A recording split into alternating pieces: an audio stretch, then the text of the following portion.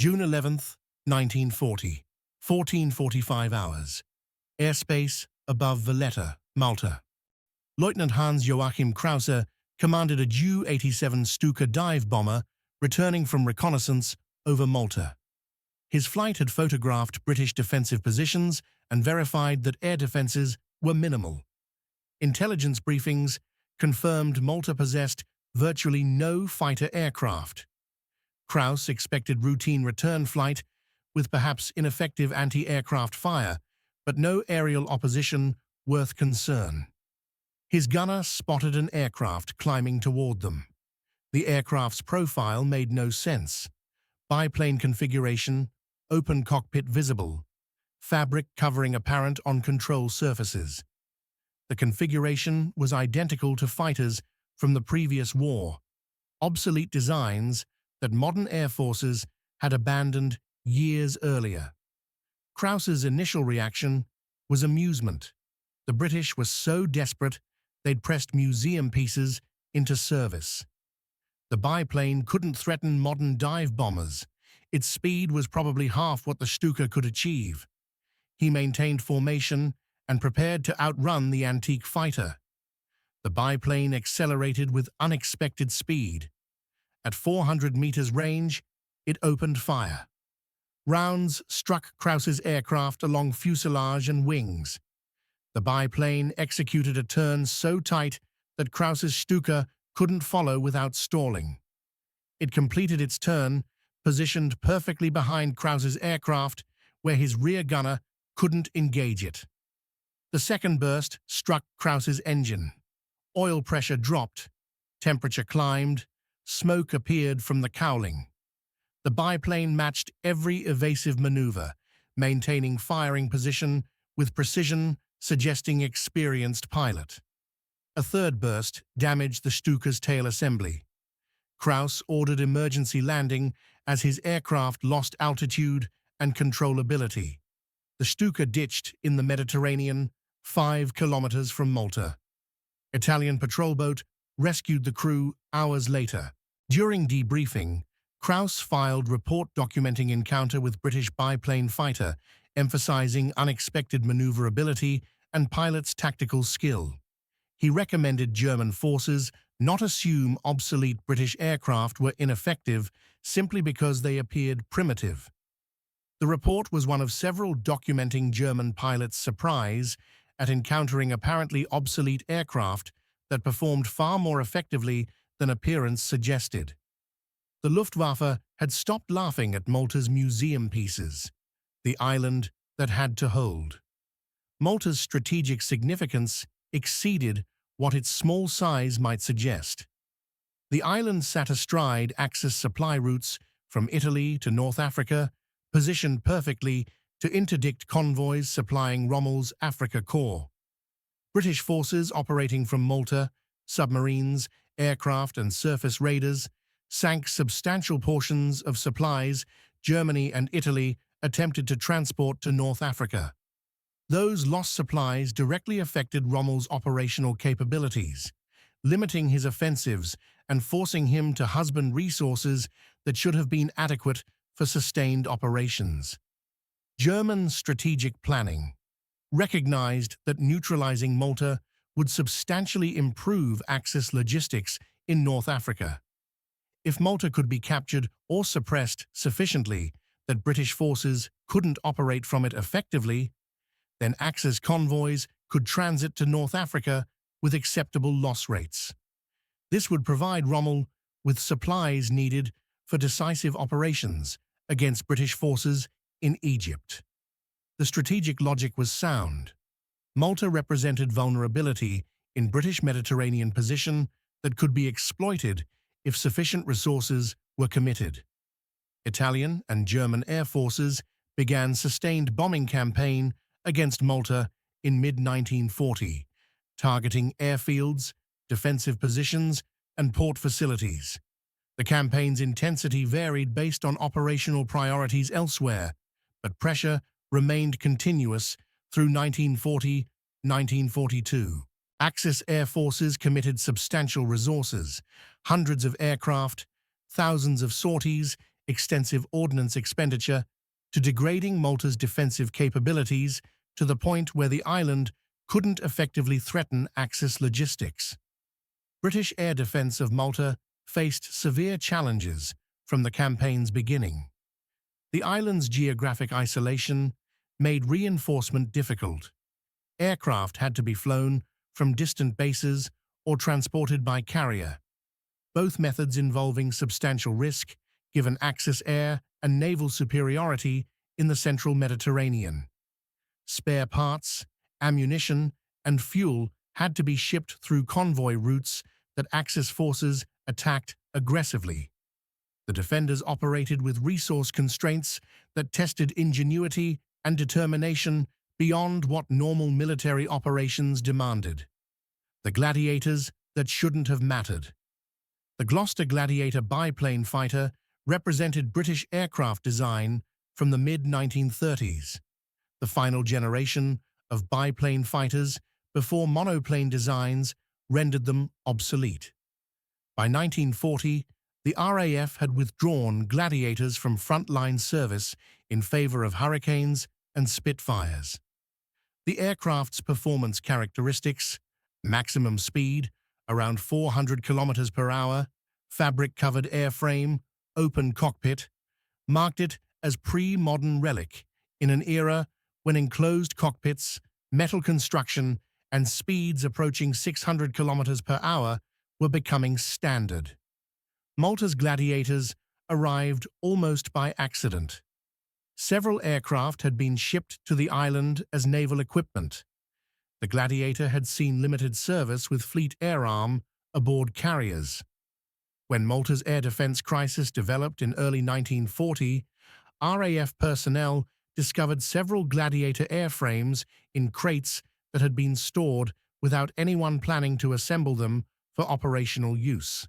The decision to assemble these aircraft reflected desperation rather than confident tactical planning. The defenders needed any aircraft that could get airborne and carry weapons. The three Gladiators that became operational were given names that captured both their symbolic importance and defenders' dry British humor: faith, hope, and charity. These weren't official designations, but nicknames that stuck because they expressed Malta's situation perfectly. The island's defense rested on faith that help would arrive, hope that they could hold until it did, and charity in the form of whatever equipment could be scrapped together from inadequate resources. The Gladiators' technical characteristics actually provided tactical advantages in specific conditions, despite their obsolescence for general air combat. The biplane configuration provided exceptional maneuverability at low speeds. The aircraft could execute turns that would cause monoplanes to stall. The relatively slow speed made the Gladiator a stable gun platform for pilots skilled in deflection shooting. The simple construction meant ground crews could perform repairs with limited tools and facilities.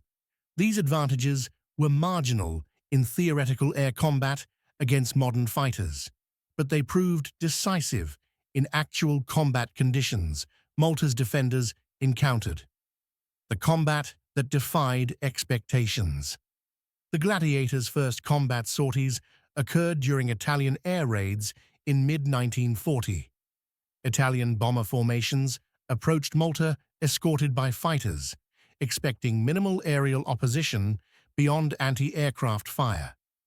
The appearance of British fighters, any fighters, surprised Italian air crews, who'd been briefed that Malta lacked operational aircraft. The fact that those fighters were obsolete biplanes created additional confusion. The tactical engagements revealed that Gladiators could be effective despite apparent obsolescence. Italian bombers of the period, primarily SM-79 and SM-81 types, cruised at speeds the Gladiators could match. The bombers' defensive armament couldn't track targets maneuvering as aggressively as Gladiators could. When Gladiator pilots executed attacks from angles that bomber gunners couldn't cover effectively, they achieved hits that damaged or destroyed bombers despite the Gladiators' relatively light armament of 4 machine guns. The psychological impact exceeded physical damage. Italian bomber crews who'd expected unopposed attacks found themselves under fighter attack, which disrupted bombing accuracy and forced formations to maneuver defensively. Some formations aborted attacks entirely when fighters appeared, calculating that attempting to bomb while under fighter attack wasn't worth the risk. This defensive response validated the Gladiators' contribution beyond actual combat capability. Merely existing and being willing to engage created deterrent effect that degraded Italian bombing effectiveness. German forces entering the Mediterranean theater in early 1941 brought aircraft representing more serious challenge. Bf 109 fighters were substantially faster than Gladiators and could engage or disengage at will. Ju-87 Stuka dive bombers were more accurate than Italian bombers. Yet even against German forces, Gladiators achieved occasional successes that reinforced their symbolic importance beyond tactical significance. German pilots who'd never encountered biplane fighters made errors based on assumptions about what obsolete aircraft could accomplish. Pilots who attempted to turn with Gladiators discovered the biplane could outturn them at low speeds. Pilots who assumed Gladiators couldn't threaten modern aircraft found that accurate gunfire was effective regardless of what aircraft carried the guns. These tactical surprises were insufficient to change overall air combat balance, but they created respect among German pilots for opponents who achieved results despite flying aircraft that should have been helpless. The Swordfish. Absurdity that worked. The fairy Swordfish represented even more extreme obsolescence than the Gladiator.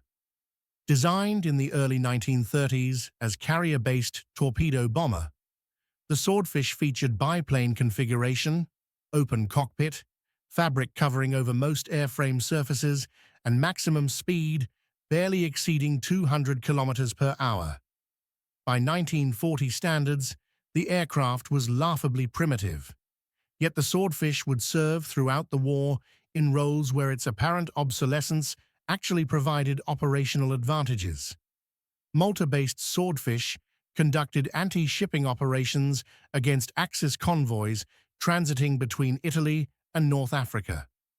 The missions were extraordinarily dangerous, attacking well-defended convoys at night or during marginal weather, operating at extremely low altitudes, approaching heavily armed ships to ranges where torpedoes could be launched effectively.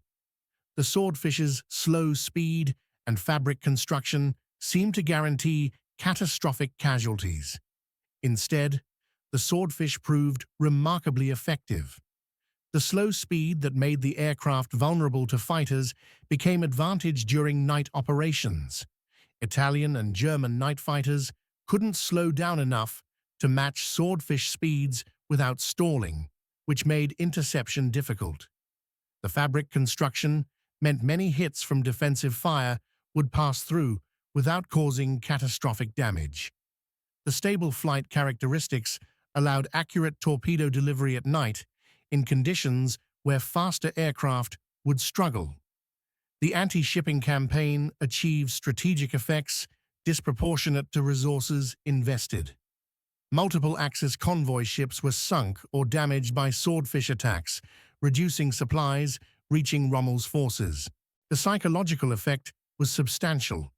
Ship captains knew transiting to North Africa meant facing attacks from aircraft that appeared primitive but proved devastatingly effective.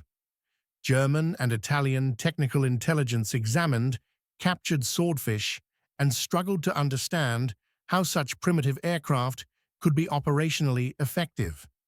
Technical assessments noted obsolete design features and concluded the aircraft should be helpless against modern defenses. Yet operational results contradicted technical assessments. Swordfish continued sinking ships despite theoretical vulnerabilities. What the Luftwaffe really learned. German tactical reports from Mediterranean operations documented frustration with encountering British aircraft whose performance didn't match expectations based on appearance. The reports revealed German pilots initially underestimated obsolete British aircraft and suffered consequences when tactical assumptions proved incorrect. One Luftwaffe tactical assessment from late 1940 stated, British biplane fighters operating from Malta demonstrate capabilities exceeding expectations based on aircraft specifications. These aircraft achieve kills against bomber formations through aggressive attacks and accurate gunnery. Pilots should not assume obsolete aircraft types are ineffective simply because they appear primitive. Proper tactical procedures should be maintained when engaging any British aircraft, regardless of type. The intelligence analysis attempted to understand how obsolete aircraft were achieving results modern aircraft should have prevented. The assessments noted the Gladiators' superior low-speed maneuverability and stable gun platform characteristics.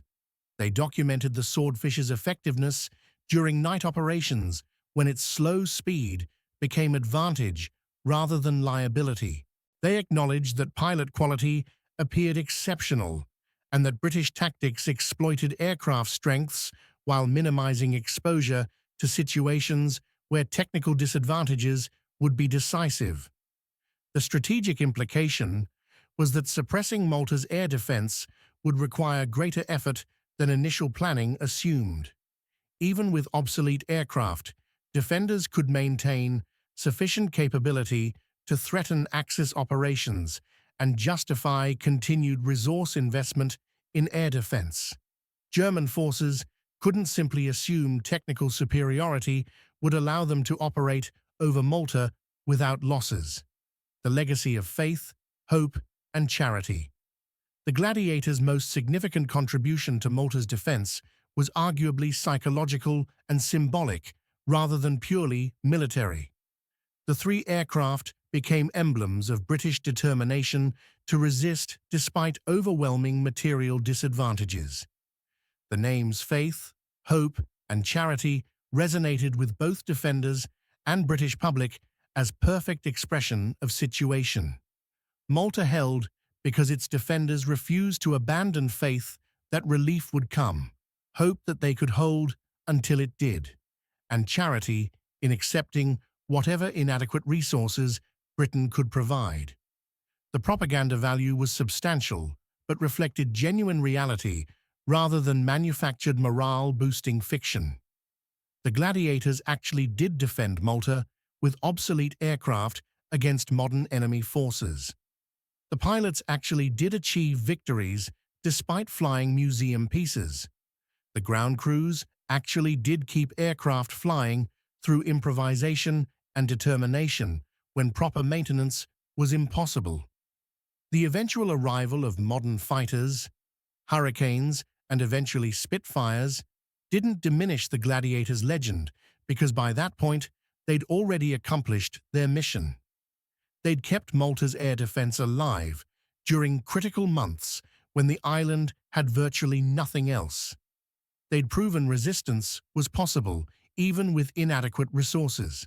They'd bought time for reinforcements to arrive and for Malta's defenses to be strengthened.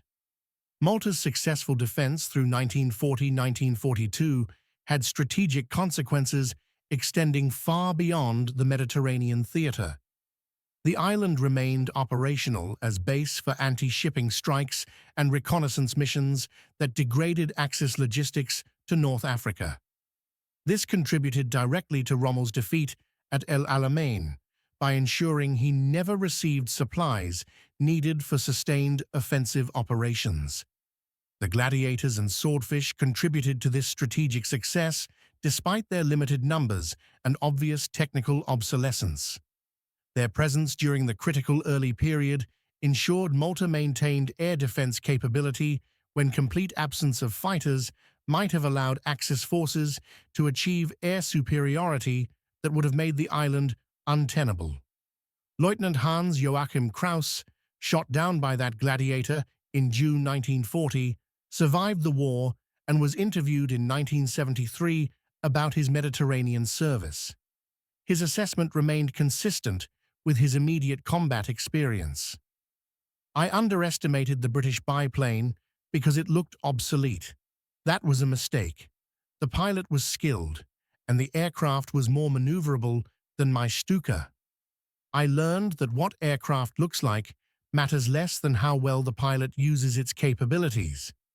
The British at Malta flew outdated aircraft, but they flew them expertly, and that expertise made them dangerous regardless of how primitive their equipment appeared." That admission, from a pilot who'd experienced firsthand the humiliation of being defeated by museum piece, captured the essential truth about Malta's obsolete fighters. They were laughable until they fought, outdated until they won, museum pieces until they proved that what mattered most was the determination of the pilots flying them and the skill with which they employed whatever capabilities their aircraft possessed. The gladiators named Faith, Hope, and Charity did more than survive. They won. Not because they were good aircraft by 1940 standards, but because they were flown by pilots who refused to accept that obsolescence meant ineffectiveness. Those pilots made museum pieces into weapons that defended Malta when Malta had nothing else, and in doing so, they wrote one of the war's most improbable success stories. The aircraft that German pilots mocked became the aircraft German intelligence warned about, and that transformation from joke to threat represented triumph of human determination over technical limitations that defined Malta's defense during its most desperate period.